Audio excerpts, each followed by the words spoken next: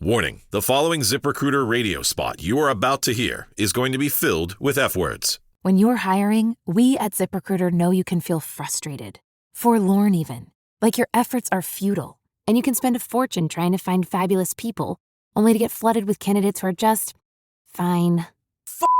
Fortunately, ZipRecruiter figured out how to fix all that. And right now, you can try ZipRecruiter for free at ZipRecruiter.com/zip.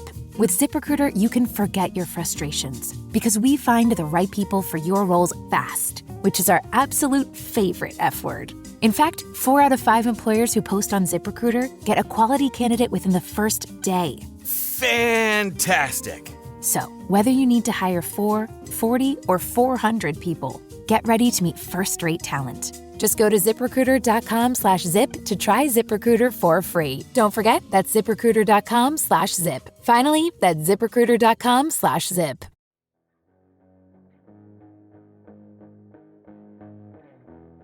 Bienvenidos a Soy Violento, Soy Macabro Podcast. Yo soy Ali. Y yo soy Dee. Y hoy Dee nos contará de un caso que sucedió en Castroville, California. On the afternoon of December 3rd, 2011, in Monterey County, a first responder received a call reporting that a 2-year-old girl was unresponsive and in need of urgent medical attention. When police arrived at the home, they heard a man yelling from the second-floor bedroom. Upon entering the room, authorities found a man holding a little girl who was covered in several bruises. The events that led to the death of this young toddler continued to haunt the small community of Castroville, California. This is the tragic case of Priscilla Rose Hernandez. Advertencia: la información de este caso puede ser desencadenante para algunos. Tenga en cuenta que algunos de estos casos pueden involucrar menores de edad, abuso, violación o violencia. Escuchen con precaución. Warning: the information on this case can be triggering to some. Please be advised that some of these cases may involve children, abuse, rape, and violence. Listen with caution.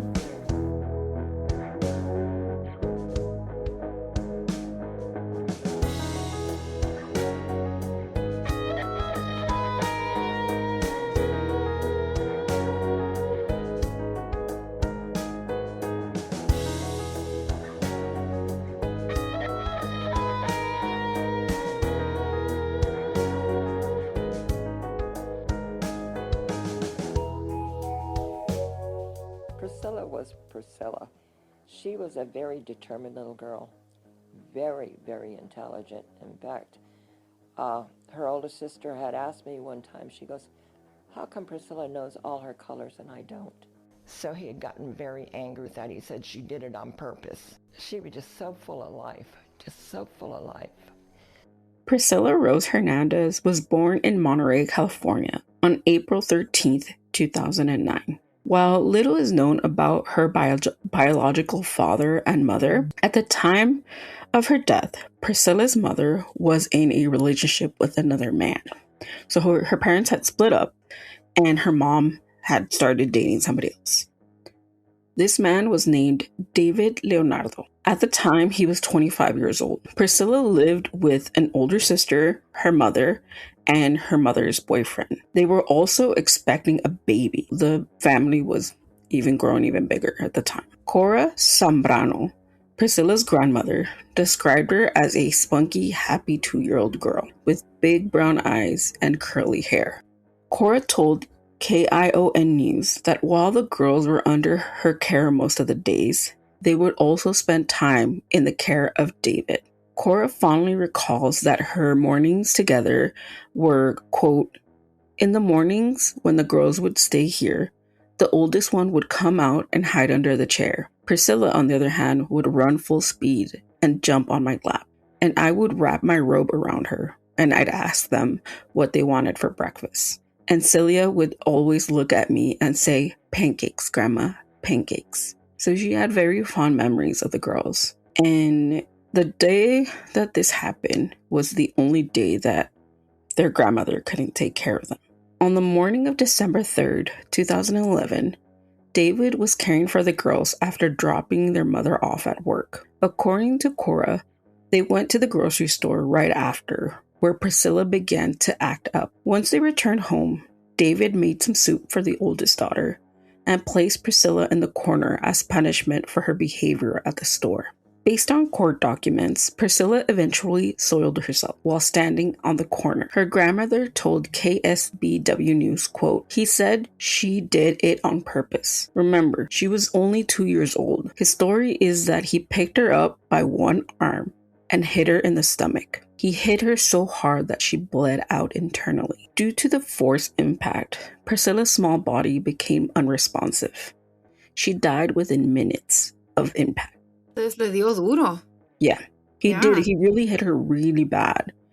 Like, so she, according to what I had read, based on the autopsy, she died within minutes of it happening. The pain was so severe that she automatically just passed away right then and there. Well, she was tiny. She was a 2-year-old. I mean, if you think about it, she's not like, she's a toddler. She's little. She's tiny. Like, she's a baby. Un golpe así. It kills her.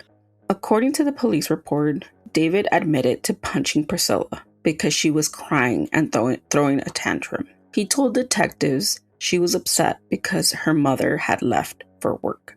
At approximately 1 p.m., Monterey County deputies and firefighters arrived at the scene. David was yelling for deputies to come upstairs. As they entered the bedroom, they saw him holding Priscilla. She was not wearing a shirt, and deputies noted several visible bruises on the body, specifically in her lower abdomen. You said several. Yes. It was several. It wasn't just one punch. No, it was several. There's not enough information to verify if there was multiple child abuse, like he was abusing her or anything. It just like says in that there multiple was, occasions. Yeah. So it just said that she had several bruises. But again, she's a 2-year-old, so they're very sensitive. They're very, anything that happens to them, they bruise very easily.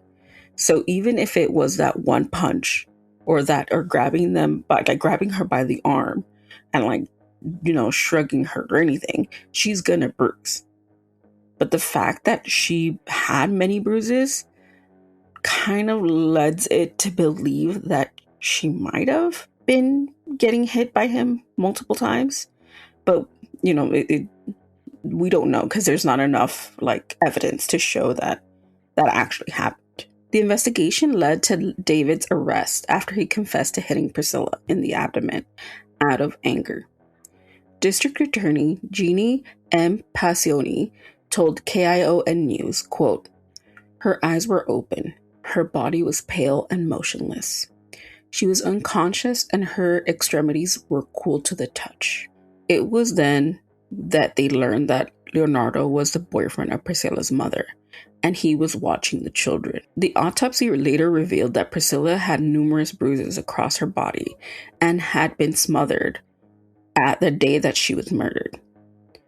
The medical examiner also noticed visible grip marks around her arms. Based on what I kind of read from different articles, were that he probably tried to smother her right after he hit her, but there is no evidence that he did do that. But it still was, it came up on the autopsy report. They're sick in the head to do something like that to a child. Yeah. And to me, it's so it's frustrating. She's a 2-year-old. Yeah. So Right. I can never fathom to understand when grown men especially, or even grown women at that, Right. hurt a child. Yeah. I will never understand that. I mean, because they had a anyone in tantrum. general. Yeah. But to me, it's In general. they're kids. They're little kids. No se pueden defender. It's hard for them to express their emotions in general. So they sometimes act out when they don't know how to express themselves. The fact that she was upset that her mother had to go into work, instead of talking her through it or tell her, she's going to be back, or even some sort of reassurance. Let me distract you. Let's play a game. Let's do. No. Give her a different consequence. Se portó mal en la tienda. Okay. Then then find a different way. No. Right, yeah. But don't let her watch TV. Don't let her do something. Take a toy away. But But the fact that he put her in the corner, I don't know for how long, because apparently she peed herself. Right, She pooped on herself. And then still punished her for the fact that she did that to herself. It goes to show that there was much more evidence than what is led on to be. He either left her there for a long period of time, which is uncalled for, because kids, you could leave them standing there for like 10, 15 minutes and they'll understand that that's a punishment. But who knows? He probably left her there for hours or something. And Una niña de 2 años. Yeah. For them, it feels like an eternity. Right. But and a 2-year-old is not going to understand like what what do you call it? Oh my God, I can't even think of the word. A timeout is. Yeah. Right? It's like, for them, it's like, oh, te vas a quedar ahí 10 minutos. For them, 10 minutes, they don't understand time. They don't. They don't understand time. It's like, they stand there, okay, is it done yet? Is it done? It's like, it's just y no lo dejó ahí 10, 15 minutos. No, I feel like it should have been longer than that. He stayed, he kept her there longer. Yeah. And to me, it's like also the fact that he keeps on, like, he told everybody she was doing this on purpose. To me, it's like a 2-year-old. Come on. It's a 2-year-old. So why would she do this on purpose? It's a 2-year-old. That says more about you. Yeah. Like that you're getting bothered that a 2-year-old is doing this on purpose. Yeah. Come on. I'm sorry, but she doesn't, their brain isn't developed to the point where they understand, malicious intent. Right. Like, to them, it doesn't seem like a malicious intent. Mm-hmm. The fact that, he lashed out on her in general shows more about him than about, the poor baby. Y esto no fue de primera vez. Like you're saying, he probably abused her before this. Like, no. Yeah, I'm assuming because it only shows that he probably did this to the point that he, aggressively did it this one time and it just se pasó.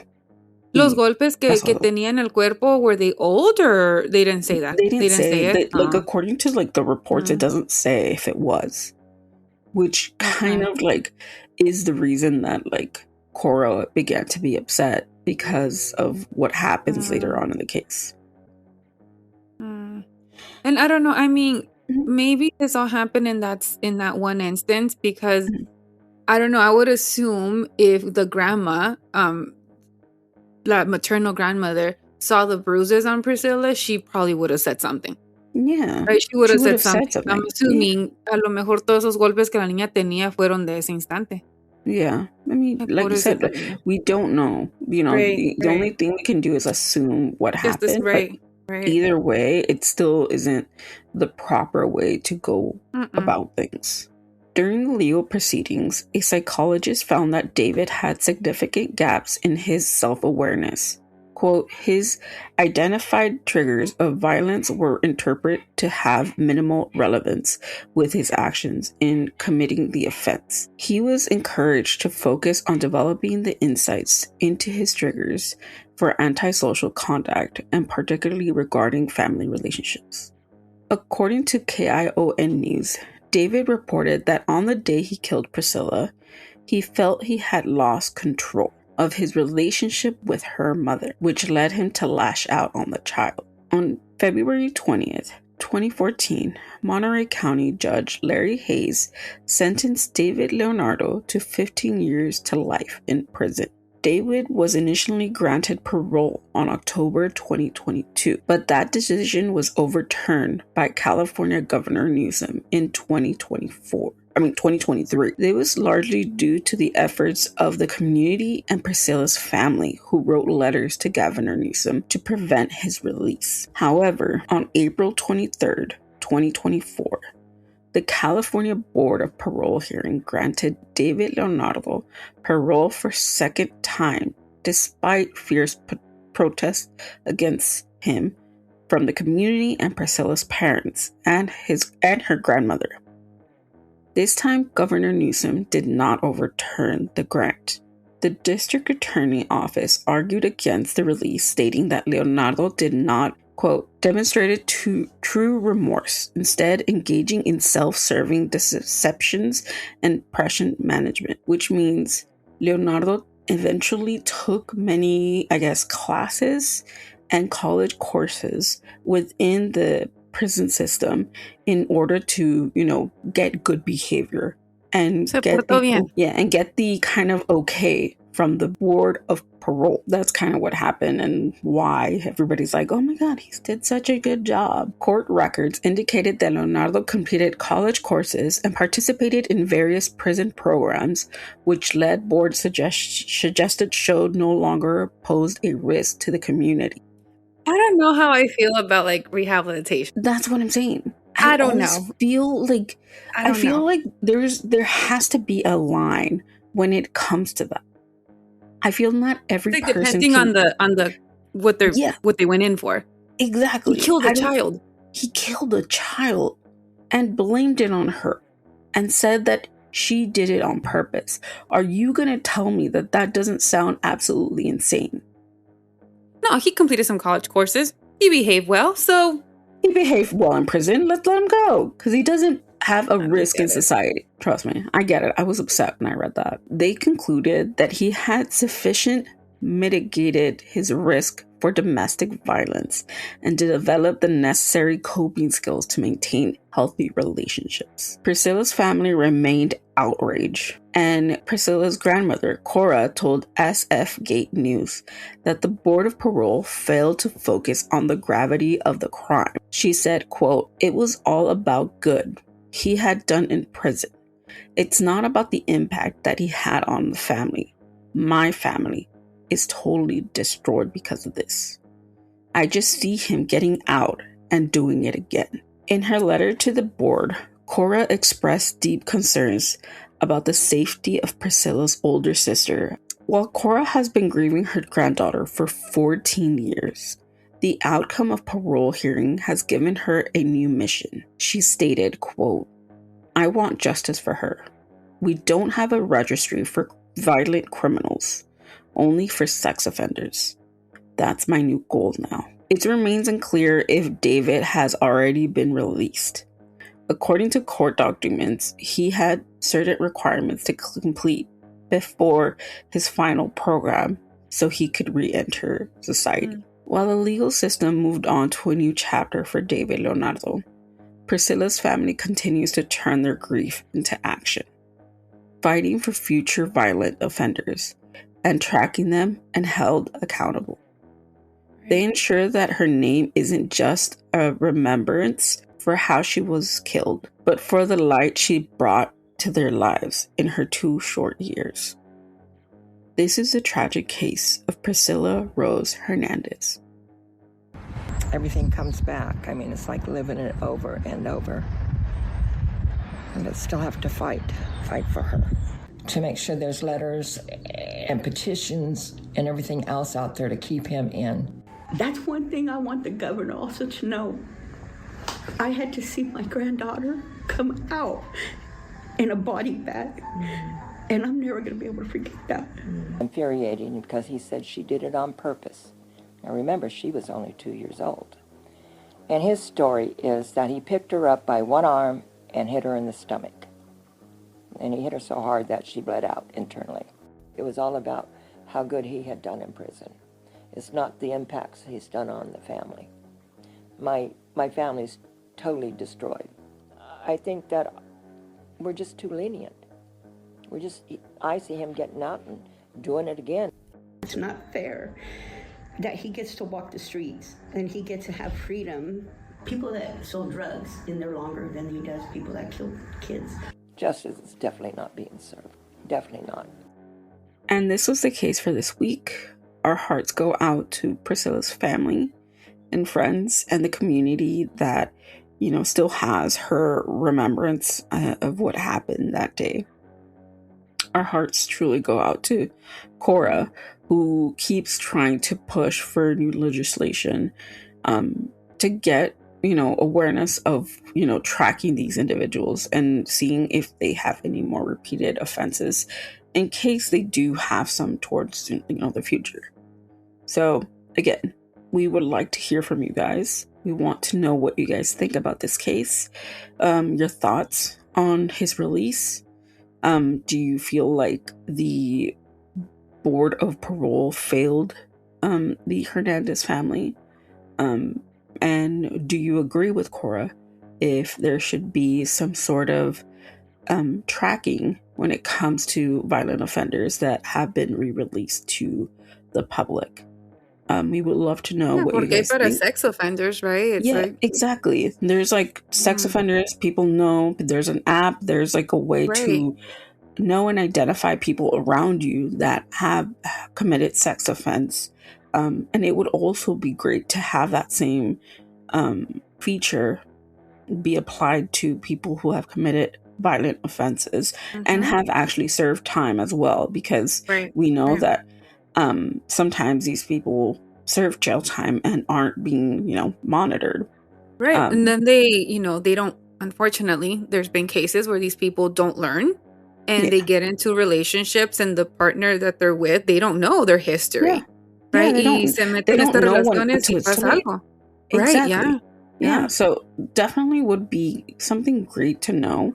And we would love to know what you guys think. If that would be a possibility, do you think that it should be part of the legal system? But yeah, let us know what you guys think.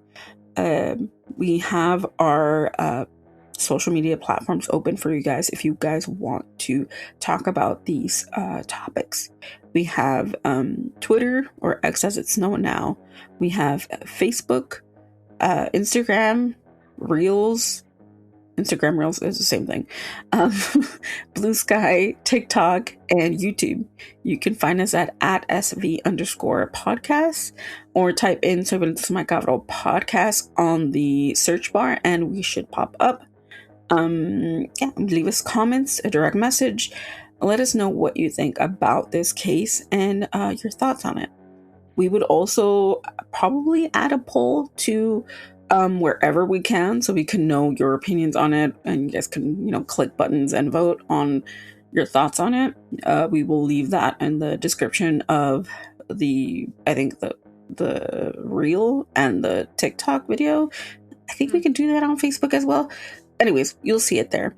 But if you want to listen to the rest of the 168 episodes that we have up, you can go and listen to them on our Spotify, Apple Podcasts, Amazon Music, or wherever you stream podcasts. Just type in Surveillance Macabro Podcast and our whole catalog should be there.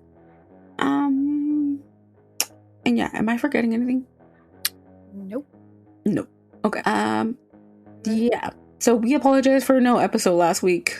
I had a rough week, so that is totally my fault. And we are uploading this pretty much on time this time. So we hope you guys are enjoying the rest of your April, because we're officially midway through April, and in 2 weeks it's gonna be May and it's gonna be summer. So so I've been liking this weather right now. It's been a little calmer. Yeah, where it's not too hot, not too cold. Too hot. Right. Yeah. I think March was hot. April is calm. Yeah. Which makes me scared of May.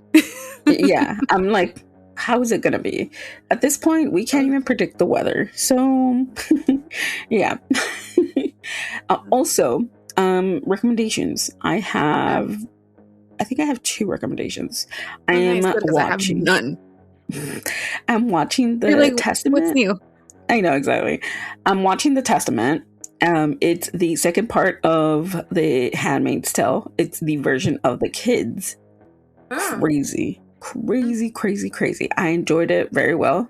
There's 4 episodes on Hulu right now. Let's talk about it. You will see me talk about it on my personal Threads account.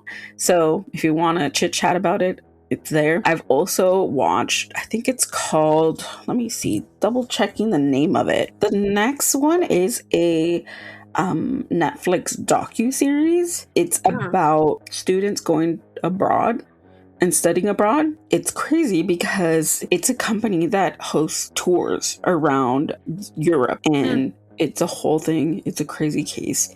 Very good case. I really like it. It's called The Predator of Seville. And I've seen that on Netflix. You've seen it? Isn't it good? I haven't watched it, but I've seen, like, it's come up on my... Yeah. It's really good. I really enjoyed it. So those are my 2 recommendations for this week. And yeah, that's it. I'm boring. Like, I'm tired. But let us know what you've been watching. I just need a what drink. You've been drinking. Or 2 drinks. I'm kidding. You know what? I get it, because I should be drinking more. But in all of its glory, let us know what you've been watching, what you've been listening to, and we'll, hopefully watch it with you guys. But yeah, anything else before we say our goodbyes? Nope. That is it. All right. Well, enjoy the rest of your week and / weekend. And I guess we'll see you guys next week. Próxima semana. Adios. Bye. Stay spooky. Bye. Adios.